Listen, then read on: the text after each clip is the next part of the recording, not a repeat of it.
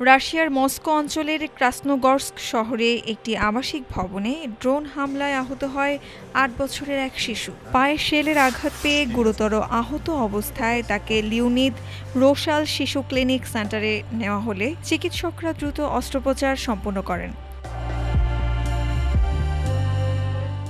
অস্ত্রোপচারের পর শিশুটি জানায়, আমি ভালো আছি, শুধু পাটা একটু ব্যথা করছে। সেন্টারের পরিচালক তাতিয়ানা শাপোভালেস্কো বলেন, রাতের দিকে শিশুটিকে হাসপাতালে আনা হয়। তার শরীরে বেশ কয়েকটি ক্ষতচিহ্ন ও খসা দাগ ছিল। আমরা শরীরের ভেতর ঢুকে থাকা সব কংক্রিটের টুকরো সরিয়ে ফেলেছি। গুরুত্বপূর্ণ অঙ্গ বা জয়েন্টের কোনো ক্ষতি হয়নি। বর্তমানে শিশুটি স্থিতিশীল অবস্থায় আছে এবং দাদির সঙ্গে ওয়ার্ডে রয়েছে।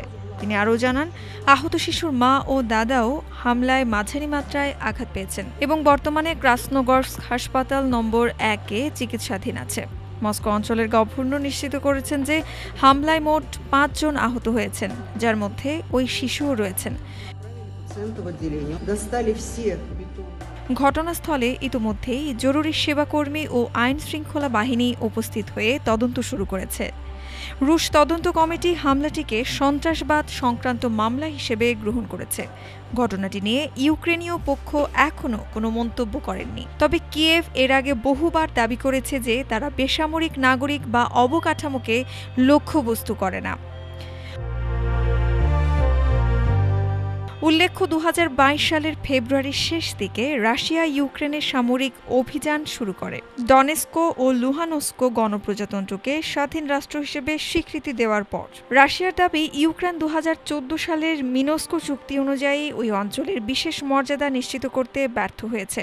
অন্যদিকে কিয়েভ রাশিয়ার এই পদক্ষেপকে সরাসরি আগ্রাসন বলে নিন্দা জানায়।